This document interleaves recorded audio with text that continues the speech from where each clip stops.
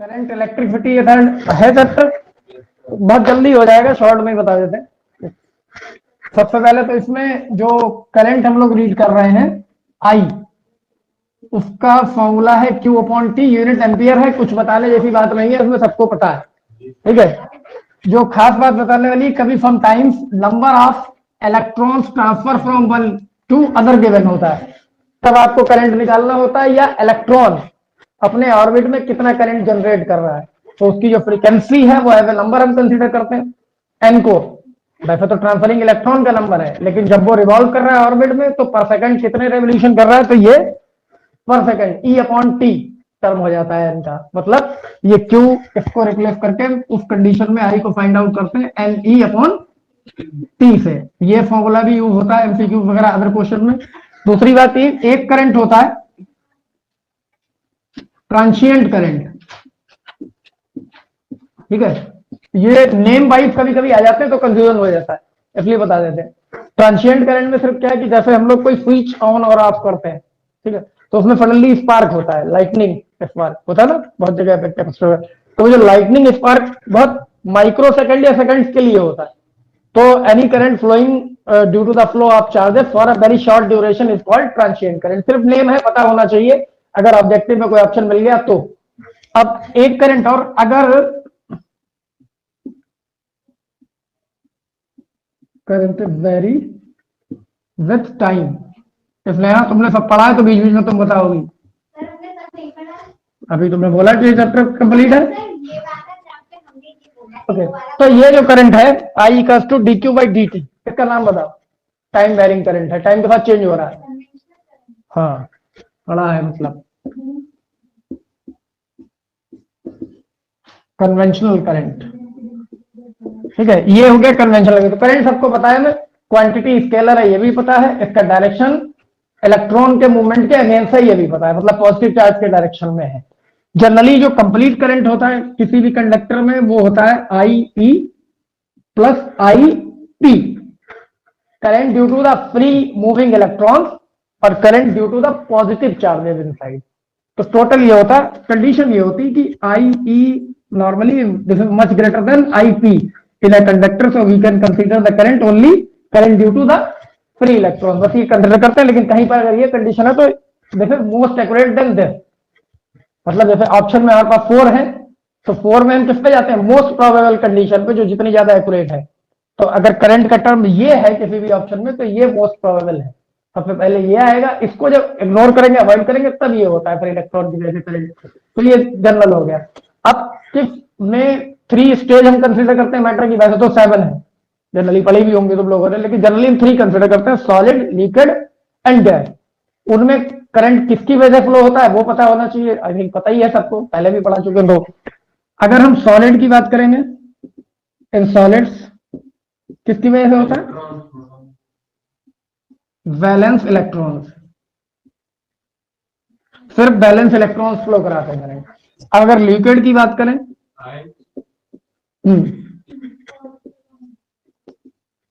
Positive और negative ions, और gases की ओके,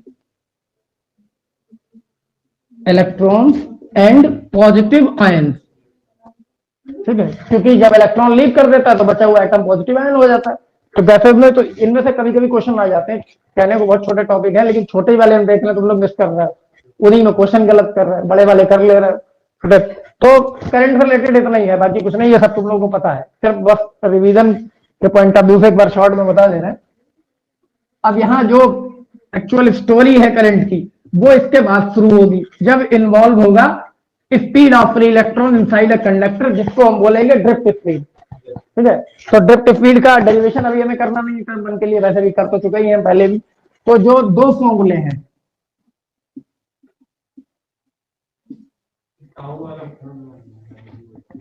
हाँ सारे ही आ जाएंगे अभी, फ्री इलेक्ट्रॉन ड्रिफ्ट स्पीड में जो फॉर्मूला हमने ड्राइव किया था बी वी से इसको रिप्रेजेंट किया है। एक फॉर्मूला है ई ई अपॉन एम टाउ, ठीक है, प्रदान किया जा रहा है, और दूसरा फॉर्मूला है नहीं, ये जनरली डायरेक्ट डेरिवेशन के थ्रू आया है, E V upon M L tau, मतलब ई को हमने बी अपॉन एल से रिप्लेस कर दिया। एक कंडक्टर जिसके अक्रॉस एक पोटेंशियल बी यूज हुआ है, लेंथ एल है, तो B upon L electric field setup हो गया उससे।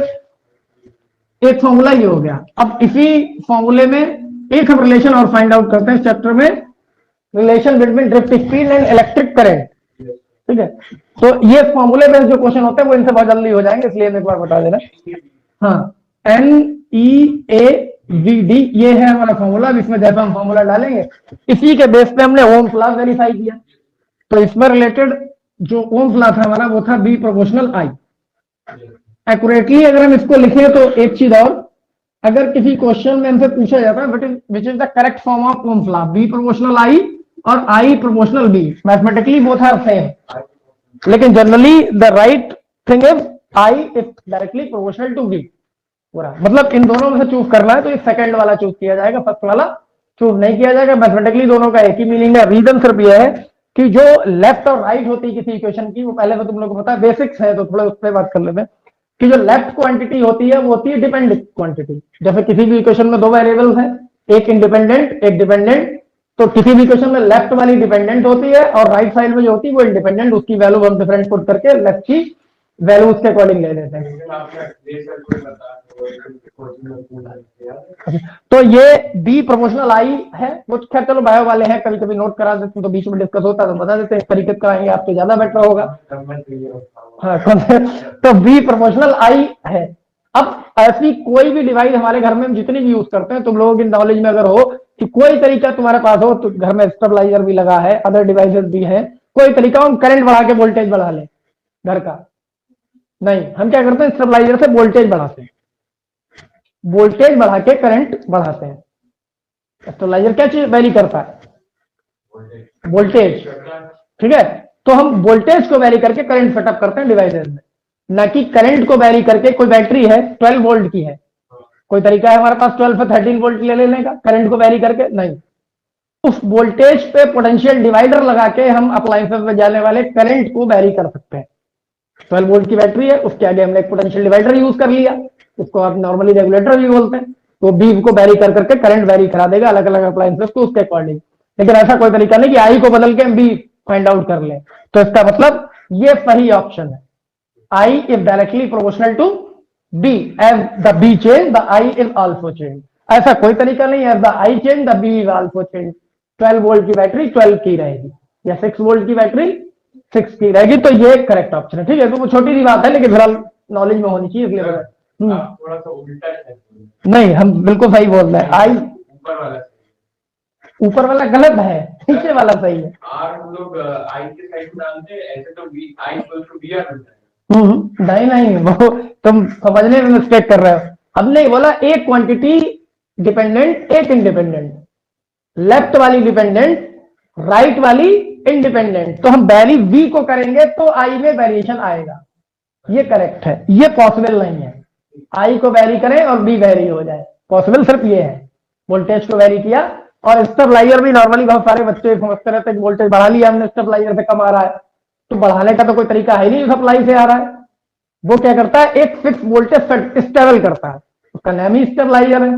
सभी लोग कहते हैं हमने वोल्टेज बढ़ा लिया, बढ़ा तो आप सकते नहीं, इतना सप्लाई से आ रहा है मैक्सिमम वही है, एडजस्ट करते हैं तो स्टेबल करते हैं उसमें। खैर इसको छोड़ो, अब यहाँ पे आई कस to any A B D किस पे है, तो डिपेंडेंसी किस पे है ये हमें पता है। अलग अलग कंडक्टर की कंडक्टिविटी रेजिस्टिविटी सब अलग अलग होती है, तो यहाँ से डिपेंडेंसी क्लियर रहती है। फॉर्मूले में बहुत कुछ छुपा होता है, अगर फॉर्मूले ठीक से समझे हुए हैं तो आधे क्वेश्चन के आंसर उन्हीं में होते हैं। इलेक्ट्रॉन डेंसिटी क्या है, एन, तो हर मटेरियल में अलग अलग होती है, उसकी कंडक्टिविटी अलग अलग होती है, इसलिए उसमें फिक्स वोल्टेज के लिए अलग अलग कंडक्टर में अलग अलग करंट फ्लो होगा, क्योंकि उनकी इलेक्ट्रॉन डेंसिटी अलग अलग है। Charge of free electron same है 1.6 × 10⁻⁻19। क्रॉस सेक्शन एरिया वेरी कर सकता है और बीडी वेरी कर सकता है अकॉर्डिंग टू कंडीशन। अब तो इसका एक सीधा सा मतलब ये भी हो गया, I is directly proportional to B D for a fix material conductor. Fix material cross section area conductor लेंगे तो उसमें ये कंडीशन रहेगी, लेकिन ये ध्यान रखना है मटेरियल बदलोगे तो बदल सकता है। ठीक है, अब इसी रिलेशन को यूज करके हमने ओम्स लॉ फाइंड आउट किया, जो अभी हमने लिखा था, V अपॉन आई, जैसे फॉर्मूली में लिखते हैं V upon I Ohm's law फिर कितना था, आई प्रोपोर्शनल बी, उसमें आर के कहीं डिस्कशन नहीं है, ठीक है। आर एक रेजिस्टेंस है, वो कांस्टेंट है, वो कांस्टेंट नॉर्मली ऑब्स्टेकल के इक्वल आता है, तो उसको हमने आर बोल दिया बाद में। ओम्स लॉ का रिलेशन फिर कितना है, आई प्रोपोर्शनल बी। अब यहां जैसे हमने इसको लिखा तो आर की जो वैल्यू आई, एक तो हम पढ़ते हैं बी अपॉन आई, और दूसरी वैल्यू जो स्टैंडर्ड है इनके according M L upon N E square A tau. इसमें हम देख पा रहे हैं किसी भी फिक्स मटेरियल के लिए मास ऑफ इलेक्ट्रॉन है, जनरली फिक्स होता है 9.1 into 10⁻31। Length ohm's law apply करने की एक कंडीशन भी है, strain, pressure, temperature, other quantity must be remains constant, है ना, तब ये कंडीशन है R equals to B upon I, otherwise नहीं। तो उस अगर टेम्परेचर, स्ट्रेन, इन सबको हमने चेंज नहीं किया, स्ट्रेन चेंज ना होने का मतलब लेंथ में कोई वेरिएशन नहीं होगा, लेंथ में कोई वेरिएशन नहीं हुआ तो डायमीटर मतलब दूसरी डायमेंशन में कोई वेरिएशन नहीं होगा, मतलब क्रॉस सेक्शन एरिया में भी कोई चेंज नहीं होगा। तो एम ऑलरेडी कांस्टेंट है, at a constant temperature L is constant, A is constant. Material अगर फिक्स है, कॉपर है, आयरन है, सिल्वर है, तो एन भी फिक्स है ना, और ई ऑलरेडी फिक्स है। तो एक रिलेशन ये भी बनता है, R is inversely proportional to B D, ये समझना है थोड़ा सा आगे के लिए। अब बी डी क्या है, स्पीड है, ड्रिफ्ट स्पीड ऑफ इलेक्ट्रॉन। तो एक फॉर्मूला होता है, केमिस्ट्री में पढ़ा होगा तुम लोगों ने, free mean path, general formula है डिस्टेंस का स्पीड इनटू टाइम, ठीक है। यहां पर हम कोलिजन का जो टाइम लेते हैं उसको लेते हैं टाइम ऑफ रिलैक्सेशन, टाउ इसको लिखते हैं। तो अगर हम इस फॉर्मूले को फ्री मीन पाथ लैम्डा से यूटिलाइज करें, लैम्डा बी डी इलेक्ट्रॉन के लिए ड्रिफ्ट स्पीड और टाइम की जगह पर टी, तो एक्चुअली यहां पर एक जो कंफ्यूजन है, ये तो डायरेक्ट फॉर्मूला है, यहां से हम रिजल्ट देख पा रहे हैं वी डी जो है वो equals to lambda upon tau, और ये लैम्डा और टाउ दोनों मीन है, ना तो टाउ सिंगल है ना लैम्डा सिंगल है, मतलब different different electron different different time में डिफरेंट डिफरेंट पाथ फॉलो करते हैं, वो जितनी डिस्टेंस कवर करते हैं उन सबका एवरेज फ्री मीन पाथ है, जिसको हमने लैम्डा पे लिख रखा है, जो basically lambda 1 lambda 2 up to lambda N divided by N है, सेम एज टाउ। एक इलेक्ट्रॉन के लिए टाइम ऑफ रिलैक्सेशन अलग हो सकता है, दूसरे के लिए अलग, उन सबका average tau 1 tau 2 tau 3 divided by N, वो ये है लैम्डा अपॉन एन। तो मतलब ये मीन पाथ है और ये मीन टाइम है, इसको टाइम ऑफ रिलैक्सेशन बोल रहे हैं। तो यहां पर रिलेशन ये हुआ कि जो ड्रिफ्ट स्पीड है बी डी फिक्स पाथ के लिए ये भी इनवर्सली प्रोपोर्शनल टू टाउ है। अब इन रिलेशन को जरा मिक्स करते हैं, R proportional to inversely proportional to V D और B D is inversely proportional to tau, this is directly proportional to tau. हो गया ना ये रिलेशन तीनों में, इसको मिक्स करने दे। टाउ जितना ज्यादा रेजिस्टेंस उतना ज्यादा, टाउ जितना कम रेजिस्टेंस उतना कम, ड्रिफ्ट स्पीड जितनी ज्यादा रेजिस्टेंस उतना कम, इनवर्स रिलेशन हो गया। अब ये ड्रिफ्ट स्पीड बदलेगी कैसे, स्पीड मतलब काइनेटिक एनर्जी, तो अगर एडिशनल एनर्जी इलेक्ट्रॉन को मिलेगी तो बदलेगी, नहीं मिलेगी तो नहीं बदलेगी। वो कैसे बदल सकती, जो इसमें सबसे मोस्ट इंपॉर्टेंट टॉपिक है इफेक्ट ऑफ टेम्परेचर, ठीक है, उससे बेस बहुत सारे क्वेश्चन आते हैं, तो उसको थोड़ा सा पोस्टमार्टम कर लेते हैं, थोड़ा सा इसी पे डिपेंड है।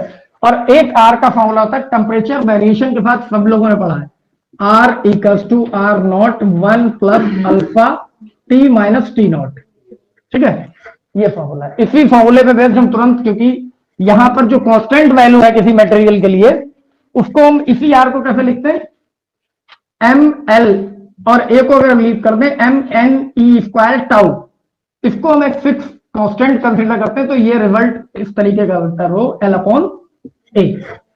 तो इसका मतलब बाकी वैल्यू रेजिस्टिविटी के M N E square A, sorry N E square tau, ये मटेरियल के लिए नॉर्मली फिक्स होते हैं। तो ये मटेरियल की प्रॉपर्टी में कंसीडर होता है। रेजिस्टिविटी भी जब हम कंसीडर करेंगे तो वो भी यही होगी, 1 plus alpha T minus T not, where alpha is the temperature coefficient of that given material, जिसके लिए भी है। तो ये दो फॉर्मूले एनसीईआरटी में 2 क्वेश्चन इस फॉर्मूले पे बेस्ड है, फिर बाकी कोई भी हो सकता है क्वेश्चन, लेकिन इसमें बेस्ड है 2 क्वेश्चन। तो एक ही रिलेशन है। अब ये 3 कंडीशन में इफेक्ट इसका नोटिस किया जाता है, तो लेकिन उससे पहले 2 क्वांटिटीज और हैं। एक है करंट डेंसिटी, करंट डेंसिटी जे से हम रिप्रेजेंट करते हैं, आई अपॉन ए होती है current flowing per unit area of a conductor. Condition is this, the area must be normal to the flow of current of that conductor. वो जो cross section area है, जैसे ये है कंडक्टर फ्लो हो रहा, ये क्रॉस सेक्शन एरिया, और करंट इसमें मार्कर के डायरेक्शन में इस तरीके से फ्लो हो, तो परपेंडिकुलर हो एरिया के, तब ये करंट डेंसिटी है, यूनिट यहाँ से ऑलरेडी क्लियर है, एम्पियर पर मीटर स्क्वायर है, और ये एक वेक्टर क्वांटिटी है, कैरेक्टरिस्टिक है पूरा, ठीक है, डायरेक्शन वाइज। इसमें इंटरेस्टिंग बात यह है कि ना तो नॉर्मली इनका लिखते हैं वेक्टर को वेक्टर से मल्टीप्लाई किया या स्केलर को वेक्टर से मल्टीप्लाई किया तो वो स्केलर होगी, वेक्टर होगी। यहाँ स्केलर डिवाइडेड बाय स्केलर है, स्केलर डिवाइडेड बाय स्केलर, तो ये स्केलर होनी चाहिए। आई स्केलर है, एरिया स्केलर है, और स्केलर को स्केलर से डिवाइड करें या मल्टीप्लाई करें, रिजल्ट भी स्केलर होना चाहिए ना। Current density it is vector quantity. Reason इसमें डायरेक्शन इन्वॉल्व कर लिया, flow must be perpendicular to, और एरिया के नॉर्मल ले लिया तो एरिया वेक्टर कॉन्सेप्ट यूज हो गया स्मॉल एरिया के लिए। इसलिए तो ये भी मतलब जो स्टैंडर्ड सेटअप है वो अलग है और जनरली हम यूज करते हैं वो कुछ अलग है। तो जब माइन्यूट लेवल पे हमें डिफरेंस करना होता है तो हम एक्यूरेसी पे जाते हैं पहले। तो यहाँ भी जैसे ही कि हम कूलम्स लॉ की अगर बात करें, फर्स्ट चैप्टर में लोगों ने पढ़ा, इस पर कभी नोटिस नहीं किया होगा, वेक्टर फॉर्म भी पढ़ी और नॉर्मल फॉर्म भी पढ़ी, Q1 Q2 upon are square. इसमें भी अगर हम ध्यान से देखें, लेफ्ट साइड में फोर्स है मतलब वेक्टर क्वांटिटी है, राइट में कोई भी वेक्टर क्वांटिटी है ही नहीं। Charge is scalar, distance is scalar, 1/4 pi epsilon not scalar, इसीलिए फिर इसको जरूरत पड़ी वेक्टर फॉर्म में नोटिफाई करने की, तब ये वेक्टर फॉर्म बनाएंगे। अब ये वेक्टर फॉर्म तो स्टैंडर्ड यही है जो वेक्टर फॉर्म, हाँ, इसीलिए दो फॉर्म में पढ़ाया जाता है, स्केलर और वेक्टर, क्योंकि इक्वेशन बैलेंस तो तभी होगी ना जब लेफ्ट और राइट के यूनिट भी अगर सेम होने चाहिए और क्वांटिटी भी एक ही होनी चाहिए, क्योंकि रिजल्ट तो वही आएगा, फोर्स ही तो निकाल रहा है, इन सबको कैलकुलेट करके आता तो फोर्स ही है, उसका डायरेक्शन भी होगा और वो वेक्टर होना चाहिए। तो यहाँ नोटिस जब हम नोटिस करते हैं तो कोई भी वेक्टर दिखाई नहीं देता फिलहाल, खैर इसकी बात अभी नहीं कर रहे हैं, अभी यहीं पे आ जाते हैं। एक और था मोबिलिटी ऑफ चार्ज कैरियर, जो तुम लोगों ने सेमीकंडक्टर में केमिस्ट्री में भी पढ़ी होगी, यहां भी है कॉमन है। तो drift speed applied per unit electric field, electron को या किसी भी चार्ज कैरियर को जो यूनिट इलेक्ट्रिक फील्ड अप्लाई करने से स्पीड मिल जाएगी वो इसकी मोबिलिटी पूरा। इस तरीके का क्वेश्चन सेमीकंडक्टर में पूछा जाता है। वाई जब हम कंडक्ट कराते करेंट, तो कल भी ये क्वेश्चन में हमारी बात हो रही थी कि इलेक्ट्रॉन क्यों प्रेफर कर रहे हैं और प्रोटॉन है पॉजिटिव क्यों नहीं, करंट तो दोनों फ्लो करा सकते हैं, जैसा कल पॉजिट्रॉन की बात आई थी क्वेश्चन में पूरा। तो सबसे पहले यह भी पूछा जाता है why the electron are more useful than the protons और other positive ion in case of the flow of conductor, क्यों होते ज्यादा यूजफुल? मास कम और चार्ज ज्यादा, तो नहीं, एक वो बात भी है, दूसरी बात हाँ हाँ एक ये भी रीजन है, दूसरा लूवली बाउंड होने सीधा मीन्स हो गया उनकी मोबिलिटी ज्यादा है। तो स्टैंडर्ड वे पे मोबिलिटी के टर्म में डिफाइन किया जाता है उसको, because the mobility of charge free electron is more than as compare to the other positive charges, so that's why free electrons are more useful than other. Simple सा है, कुछ ये केमिस्ट्री में पूछा भी जाता है क्वेश्चन में। खैर ये मोबिलिटी वाला पार्ट हो गया, ये करंट डेंसिटी वाला। इनमें बहुत सारे टर्म में आपस में रिलेशन है, दो टर्म हम और यूज करेंगे। एक होगी कंडक्टेंस जो सीधे सीधे रेजिस्टेंस का इनवर्स है, पता है ना, रेजिस्टेंस तो हमें पता ही है, वो हो गया। कंडक्टेंस अगर मैं कैलकुलेट करनी तो इसका यूनिट हो गया ओम इनवर्स। यहां भी कंफ्यूज होते हो तुम लोग, जल्दी में कुछ भी लगा देते हो। तो एक होती है, दूसरा कंडक्टिविटी, नेम से क्लियर है, कंडक्टेंस है तो रेजिस्टेंस का, कंडक्टिविटी है तो रेजिस्टिविटी का। ये दो टर्म भी है, इसको भी हम यूज करते हैं। ये ओम मीटर होता है, ओम इनवर्स मीटर इनवर्स हो जाएगा। यहाँ पे देखो रो क्या लेंगे, तो ये L अपॉन ए, यहां सिर्फ मीटर बच रहा है, अपॉन में लाएंगे ओम इनवर्स मीटर इनवर्स। खैर वो यूनिट पे भी नहीं जा रहा है। एक रिलेशन हो रहा है करंट डेंसिटी का करंट एक्टिविटी के साथ, ये जिसका नाम है J equals to sigma I, current density equals to the product of conductivity and electric field. अब इसमें कोई खास बात नहीं है, इसमें खास बात एक है इस फॉर्मूले में।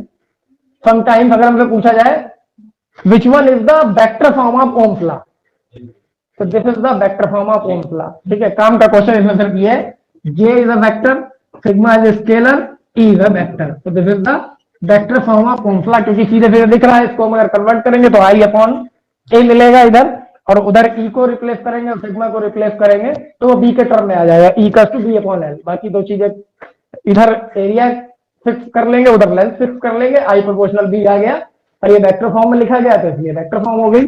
तो ये छोटे छोटे फॉर्मूले थे। और इसके अलावा ये तुम लोग को ऑलरेडी पता है, ये दोनों ही चीजें रेजिस्टेंस और रेजिस्टिविटी फिर भी एक बताते हैं। कंडक्टर्स के लिए टेम्परेचर के साथ इंक्रीज होगी, बाकी सेमी कंडक्टर इंसुलेटर के लिए डिक्रीज होगी, दोनों के लिए। रीजन अगर हम सेमी रेजिस्टिविटी पे जाएंगे तो टेम्परेचर कॉफिशिएंट जो होते हैं इंसुलेटर और सेमीकंडक्टर के नेगेटिव होते हैं और कंडक्टर के लिए ये पॉजिटिव होता है उसमें। तो उसके according resistivity increases in conductor with increase in temperature and decreases in insulator and semiconductor. Increase हो, ठीक है।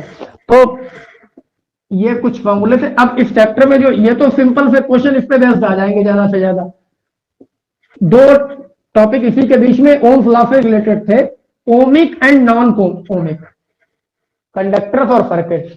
तो उनमें कुछ भी ध्यान नहीं रखना है, सीधे सीधे। मेन कंफ्यूजन वो सेल्स वाला पार्ट नहीं आता जिसमें हाँ कहते हैं कि पैरेलल में लगाओ तो कितना पड़ेगा। हाँ वो थोड़ा अभी बताते हैं। डी आर आई, ये दो कर्व हम देख रहे हैं, एक देख के पहले वाला पता चल रहा है ओमिक है, नॉन ओमिक है। अगर कर्व है तो नॉन ओमिक है।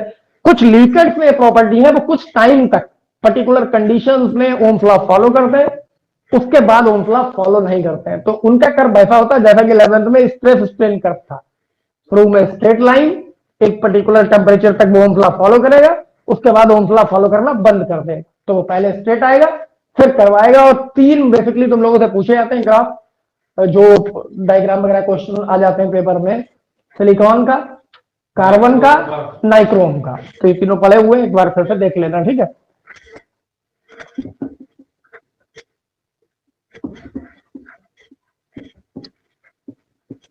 अब करंट के अलावा हम लोग आएंगे उसमें सेल वाले पार्ट में। तो सेल में सिर्फ दो डायग्राम से समझ लेते हैं, सीधा आ जाएगा। एक तो कंडीशन है हमारे पास में, सेल को जब कनेक्ट करते हैं सीरीज में, मिनिमम 2 या 2 ले लेते हैं, चलो ठीक है। एक मिनट, सेल का कंप्लीट सिंबल है ये with internal resistance,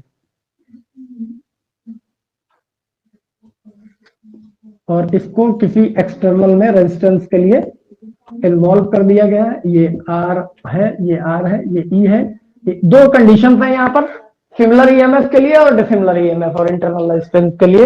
normally similar वाली हम यूज करते हैं और डिसिमिलर दोनों यूज करते हैं।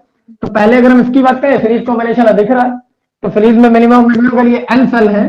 तो आई का स्टैंडर्ड फॉर्मूला मेरे पास क्या है, total potential divided by total resistance. तो ये तो सीधे सीधे है, यहाँ पर दो सेल है, अगर एन होते तो एन ही हो जाता है EMF, divided by external R है, और इंटरनल में जितने भी सेल लगे हुए हैं उन सबका ये ऐड हो जाना है सीधे सीधे। अब दूसरी कंडीशन, अगर ये अलग अलग है, ठीक है, अगर इन्हीं को हम सपोज करें सेकंड कंडीशन में E1 एंड E2, ये R1 ये R2। अब यहाँ कंडीशन वो जो यूज होगी वो होगी सीरीज में करंट सेम होता है, करंट सेम पोटेंशियल डिवाइड। तो फर्स्ट वाले सेल के क्रॉस जो वोल्टेज होगा वो होगा B1 अगर हम सपोज कर लें। और फॉर्मूला होता है, तीन फॉर्मूले हमारे पास में B और E के रिलेशन में। B equals to E minus I R है, B equals to E plus I R है, और B इक्वल्स टू E है। B equals to E normally useful नहीं है, बिकॉज ओपन सर्किट है ये, मतलब सेल रखा हुआ है घर में, क्या मतलब है उसका, कहीं लगा ही नहीं है।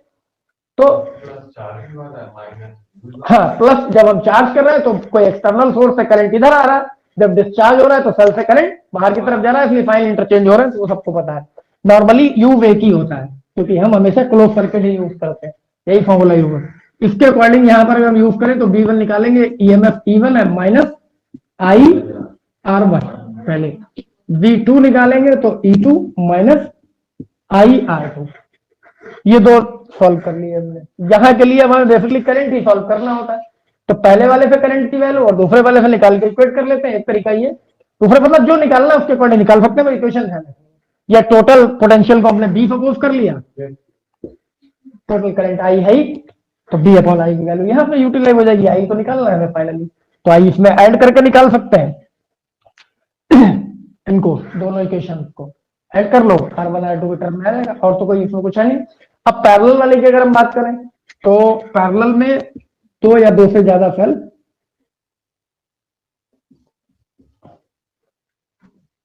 इस तरीके से मैं दो सेल ले लिए, इनके साथ में एक सेल एक्सटर्नल ऐड कर दिया R, इसमें से एक करंट I1 आ गया अगर ये E है, और या फिर ओनली पहले ER वाला एज्यूम करते हैं, इक्वल वाले I यहाँ पे आ गया, और यहाँ आके ये जंक्शन रूल आगे आएगा, यहाँ पे ऐड हो जाएगा, यहाँ जो भी करंट आएगा दोनों सेल करंट आ जाएगा।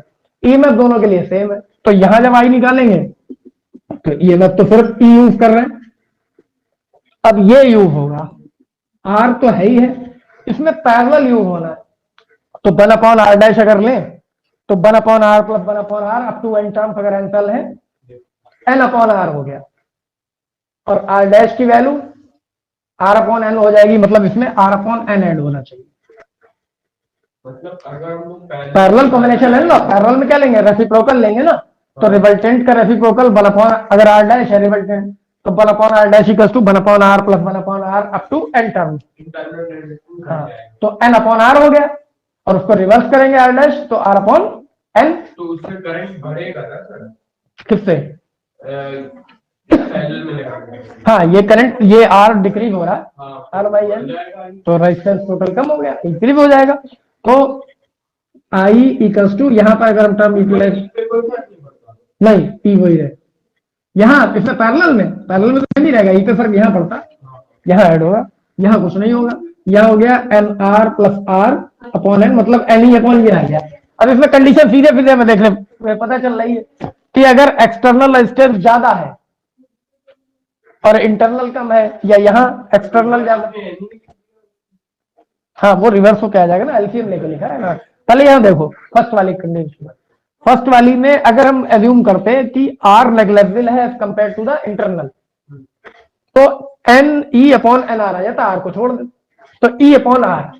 तो हमने बहुत सारे सेल ऐड किए, लेकिन करंट मिल रहा है, एक सेल का फायदा क्या, एक सेल पे काम नहीं चलाएंगे। तो इसका मतलब सीधी सी कंडीशन हो गई, अगर इंटरनल रेजिस्टेंस एक्सटर्नल से ज्यादा है तो कॉम्बिनेशन कहां करते हैं सेल के, जब हमें बैटरी बनानी होती है, कॉम्बिनेशन तभी तो करते हैं। तो बैटरी बनाने में अगर इंटरनल रेजिस्टेंस एक्सटर्नल से ज्यादा हो रहा है, जिस अप्लायंसेस को हमें मतलब यूज करना है सर्किट में, अगर उसका रेजिस्टेंस कॉम्बिनेशन से ज्यादा हो रहा है, तो ये कॉम्बिनेशन यूजलेस है, सीरीज वाला। ठीक है, अगर सरफेस कंडीशन एक बार इंटरनल एक्सटर्नल से ज्यादा है तो ये कॉम्बिनेशन यूजलेस है। इसका कोई मतलब नहीं हुआ कि कितने सेल लगा दो एक ही सेल का करंट मिलेगा, लेकिन हाँ अगर एक्सटर्नल ज्यादा है तब फिर ये यूजफुल है, एन ई अपॉन आर आ जाएगा। एन ई अपॉन आर का मतलब एन सेल का करंट मिल गया आपको। हाँ, इंटरनल एक्सटर्नल रेजिस्टेंस पर डिपेंड करता है, सीरीज और पैरेलल से नहीं करेगा। हाँ, सीरीज और पैरेलल कब यूज करें ये हम डिफाइन करते हैं कि हमें बैटरी का जो कॉम्बिनेशन बनाना है वो कहां ऑपरेट करना है। फॉर एग्जांपल एक क्वेश्चन में भी तुम लोगों ने रीड किया हो, we require 12 volt of battery to start a car. इसलिए हाँ, आजकल तुम्हारा दिमाग तो इसमें नहीं है, तुम्हारा क्या, तुम्हारा तीनों ही का नहीं है, आर्या भी नहीं, तुम भी गायब हो जाती बीच बीच में। अब पेपर आने वाले हैं तो दिमाग होना चाहिए ना पेपर में, न कि बातों में। वो की ले जाओ बाहर, हो गया उसी में मुख। तो ये वाली कंडीशन तो ये हो गया। तो डिफाइन हम कैसे करेंगे, हमें क्या अप्लाई करना है। तो क्वेश्चन की बात कर रहे थे, 12 वोल्ट बैटरी से कार स्टार्ट होती है, लेकिन अगर हम प्राइमरी सेल मार्केट से परचेज कर लें, एक सेल का ईएमएफ होता है 1.5, 12 वोल्ट के लिए हमें चाहिए होंगे 8 सेल, 8 चाहिए होंगे ना, 8 सेल हमने कलेक्ट कर लिए। उसके बाद में हमने उसको क्या किया, ऐड करके बैटरी बना ली। अब हमें वोल्टेज तो वो मिल गया जो चाहिए 12 वोल्ट, लेकिन कार अब भी स्टार्ट नहीं होगी। रीजन, किसी भी अप्लायंसेस को ऑपरेट करने के लिए रिक्वायर हमें करंट मेनली, पोटेंशियल तो सिर्फ उस करंट को जनरेट करने के लिए एक रास्ता बन, क्यों चलेंगे कैसे इलेक्ट्रॉन अगर पोटेंशियल डिफरेंस नहीं होगा। फाइनली अप्लाई किस पे होगा, फिर इलेक्ट्रॉन के मोशन से, करंट से। जैसे कि कभी कभी घर में वोल्टेज कम आ रहा होता है, बहुत सारे लोग क्या करते हैं, अर्थिंग कर लेते हैं घर में। जैसे कोई पुराना नल लगा हुआ है हैंड पर, उसमें वायर लगा दिया, अर्थ कर दिया, वोल्टेज बढ़ गया, क्या उस वोल्टेज से घर के हैवी अप्लायंसेस चल जाएंगे, ग्लेयर बढ़ जाएगी, लाइट बल्ब जो लगा हुआ है उसमें ऐसा लगेगा लाइट बढ़ गई, क्योंकि वोल्टेज आपने बढ़ा लिया अर्थ करके। लेकिन क्या रेफ्रिजरेटर चला लोगे उस अर्थिंग से, या कोई कूलर हाई पावर, कुछ भी नहीं चलेगा। इट मीन करंट आप वही ले पाए जो सप्लाई से आ रहा था, करंट में आप कोई वेरिएशन नहीं कर पाए। यहां भी वही हुआ, आपने 8 सेल यूज कर लिए, वोल्ट तो आपने बना लिए 12, लेकिन करंट वो जो कार को चाहिए था स्टार्ट होने के लिए वो उन सेल से जनरेट नहीं हुआ। तो इसलिए यहां मेन इशू करंट का है, करंट कब होगा। तो यहां जब हम यूज कर रहे हैं, इंटरनल एक्सटर्नल के कंपेरिजन में अगर ज्यादा है तो सीरीज कॉम्बिनेशन में बैटरी बनाने का कोई मतलब नहीं है। उसके बाद में अगर पैरेलल की कंडीशन में आते तो रिवर्स हो गई, तो इस सिचुएशन, इसका सीधा मतलब ये भी हो गया, अगर इंटरनल ज्यादा तो पैरेलल में बनाइए बैटरी, अगर उतना ही है आपके पास सोर्सेज अगर अलग है, और अगर ये कम हो गया तो ये मिल गया, तब सिर्फ कॉम्बिनेशन यूज करते हैं, जब एक्सटर्नल रेजिस्टेंस इंटरनल के कंपेरिजन में बहुत ज्यादा हो, और नॉर्मली यही होता ही है थोड़ा, तो यही कॉम्बिनेशन मोस्टली यूज होता है। अब इन दोनों के बाद एक कॉम्बिनेशन और आता है जिसको बोलते हैं मिक्स्ड कॉम्बिनेशन, ठीक है। मिक्स्ड में क्या होता है, उसमें दोनों कॉम्बिनेशन यूज करते हैं, वो तब होता है जब हमारे पास फोर्सेज मिनिमम है। मतलब जैसे मान लो हमारे पास में हमें पैरेलल कॉम्बिनेशन या ब्रिज कॉम्बिनेशन बनाने के लिए 20 सेल चाहिए, और 20 नहीं है हमारे पास में, कम है, लेकिन हमें करंट इतना ही चाहिए ऑपरेट करने के, तब हम मिक्स्ड ग्रुपिंग यूज करते हैं, पैरेलल और सीरीज दोनों एडजस्ट करके उतना करंट मैनेज कर ले, वो एक बार बता देते हैं। ये तो सिंपल से है दोनों।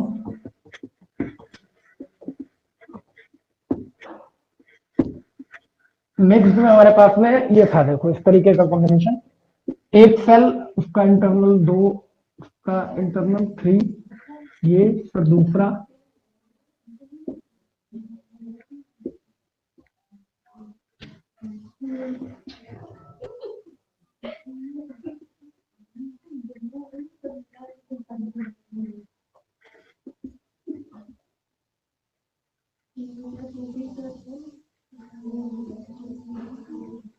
ये तीसरा हो गया, ठीक है। अब ये देख रहे हो 3 सेल है हर रो में और 4 रो है, तो एक को हम बोलते हैं एम और एक को एन, किसी को भी सपोज कर लेते हैं, number of cells in a row N suppose कर लेते हैं, number of rows M suppose कर लेते हैं। तो यहाँ जो एम की एक्चुअली वैल्यू है वो 4 है, जो डायग्राम बना है उसके अकॉर्डिंग, और एन की वैल्यू 3 है, और ये सब आइडेंटिकल है। इस कॉम्बिनेशन में हम आइडेंटिकली यूज करते हैं, डिफरेंट वाला यूज नहीं होगा, और ये सब आर।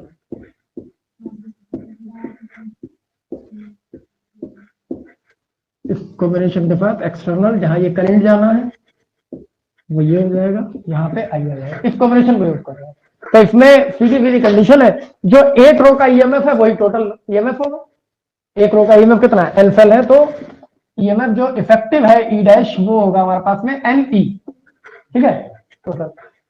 जब हमें चाहिए रेजिस्टेंस सारे इंटरनल, तो एक रो में है 3, तो एनआर तो एक रो का रेजिस्टेंस है एनआर।